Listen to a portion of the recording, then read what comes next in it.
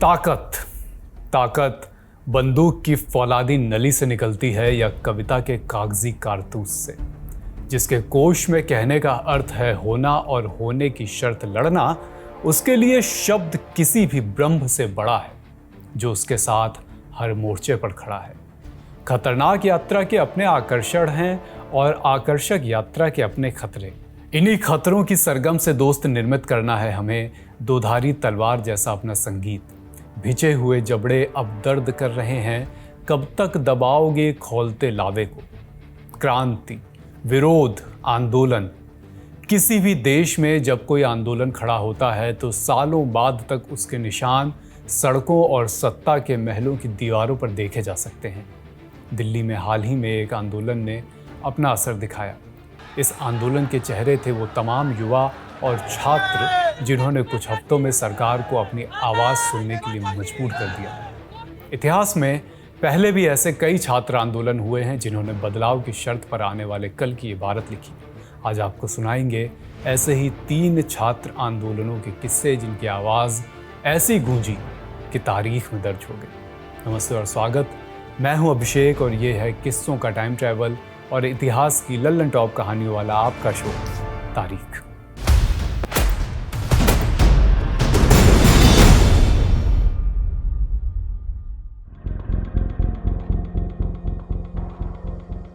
वो 1968 का साल था। फ्रांस में राष्ट्रपति चार्ल्स द गॉल का शासन था। सरकार आर्थिक तरक्की के रास्ते पर तो दुरुस्त काम कर रही थी, लेकिन यूनिवर्सिटीज़ की हालत ख़राब थी। विश्वविद्यालयों में छात्रों की संख्या तेज़ी से बढ़ रही थी और उस हिसाब से सुविधाएं बहुत कम थी। इंफ्रास्ट्रक्चर पुराना था। छात्र को कई बार अपनी बात ऊपर तक पहुंचाने की कोशिश की, लेकिन अब उनके भीतर ये भावना पनप रही थी कि उनकी आवाज़ सुनी नहीं जा रही। इसके साथ ही वियतनाम युद्ध और दुनिया भर में चल रहे सामाजिक बदलावों का असर भी फ्रांसीसी युवाओं पर पड़ रहा था।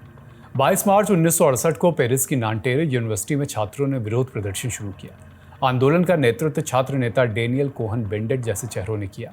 प्रशासन ने कार्रवाई की तो विरोध और तेज हुआ। 2 मई को नांटेरे यूनिवर्सिटी को बंद कर दिया गया, जिसके बाद सेंट्रल पेरिस की सोरबोन यूनिवर्सिटी में प्रोटेस्ट होने लगे। 3 मई को पुलिस ने सोरबोन को भी खाली कराया, उसे भी बंद करा दिया।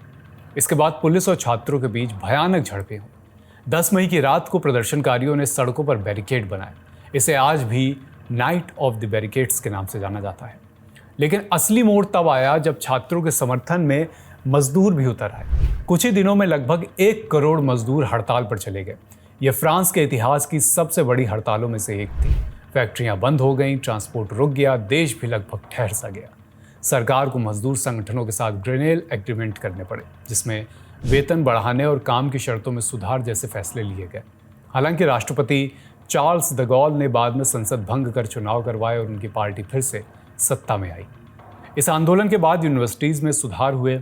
महिलाओं के अधिकारों और अभिव्यक्ति की आज़ादी पर नए सिरे से बहस शुरू हुई और युवाओं की राजनीतिक भागीदारी लगातार बढ़ी।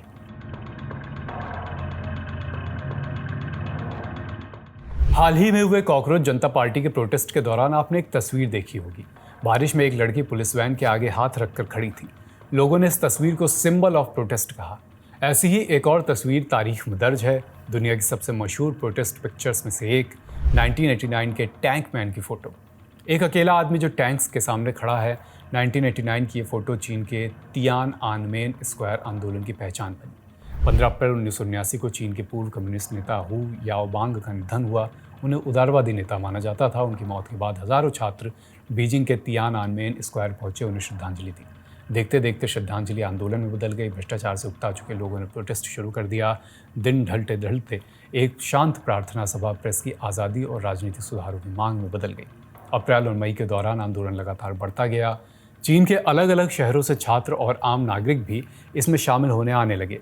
कई छात्रों ने भूख हड़ताल शुरू कर दी। मई 1989 में सोवियत नेता मिखाइल गोर्बाचोव की चीन यात्रा के दौरान दुनिया भर की मीडिया की नज़रें बीजिंग पर थी। प्रोटेस्ट को इससे फ़ायदा हुआ क्योंकि आंदोलन को अंतर्राष्ट्रीय स्तर पर कवरेज मिली। 20 मई 1989 को चीन में मार्शल लॉ लागू। इसके बावजूद प्रदर्शन जारी रहे। आखिरकार 3 और 4 जून की रात सेना को तियानआनमेन स्क्वायर खाली कराने का आदेश दिया गया। सैनिकों और बख्तरबंद गाड़ियों ने प्रदर्शनकारियों पर बल प्रयोग किया। मृतकों की संख्या आज भी विवादित है। चीनी सरकार ने कभी आधिकारिक आंकड़ा जारी किया ही नहीं। 5 जून 1979 को एक अनजान व्यक्ति टैंकों की कतार के सामने खड़ा हो गया। उसकी पहचान आज तक निश्चित रूप से सामने नहीं आई। दुनिया उसे जानती है टैंक मैन के नाम से। उसकी तस्वीर सिविल रेजिस्टेंस का ग्लोबल सिंबल बन गई। इस आंदोलन के बाद चीन में राजनीतिक नियंत्रण और कड़ा हो गया। तियानानमेन की चर्चा आज भी चीन में बेहद संवेदनशील विषय है। इंटरनेट पर इससे जुड़ी कई जानकारियों पर सेंसरशिप वहां लागू रहती है। आज़ादी के कुछ साल बाद भारत में एक छात्र आंदोलन ऐसा भी हुआ जिसने देश की राजनीति की दिशा बदल दी। ये 1974 में हुआ बिहार का छात्र आंदोलन था, जिसने आगे चलकर जयप्रकाश नारायण के नेतृत्व में संपूर्ण क्रांति का रूप लिया। 1970 के दशक की शुरुआत में देश महंगाई, बेरोजगारी, भ्रष्टाचार और प्रशासनिक अव्यवस्था जैसी समस्याओं से जूझ रहा था, जैसा हमेशा ही होता है। गुजरात के नवनिर्माण आंदोलन से प्रेरित होकर बिहार में भी छात्रों ने विरोध शुरू किया, आंदोलन शुरू किया। मार्च 1974 में विभिन्न छात्र संगठनों ने मिलकर बिहार छात्र संघर्ष समिति बनाई। छात्रों ने समाजवादी नेता जयप्रकाश नारायण यानी जेपी से आग्रह किया कि वो उनके आंदोलन का नेतृत्व करें। शुरुआत में जेपी को थोड़ा संकोच था, लेकिन बाद में जिम्मेदारी स्वीकार कर ली। 5 जून 1974 को पटना के गांधी मैदान में एक विशाल रैली हुई।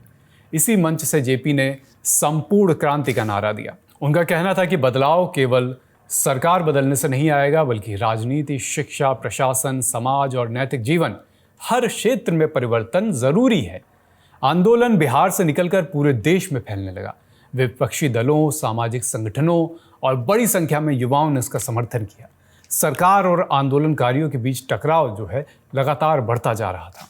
12 जून 1975 को इलाहाबाद हाईकोर्ट ने तत्कालीन प्रधानमंत्री इंदिरा गांधी के चुनाव को चुनावी अनियमितताओं के आधार पर निरस्त कर दिया। इसके बाद राजनीतिक संकट और 25 जून 1975 को जयप्रकाश नारायण ने दिल्ली के रामलीला मैदान में एक बड़ी रैली की।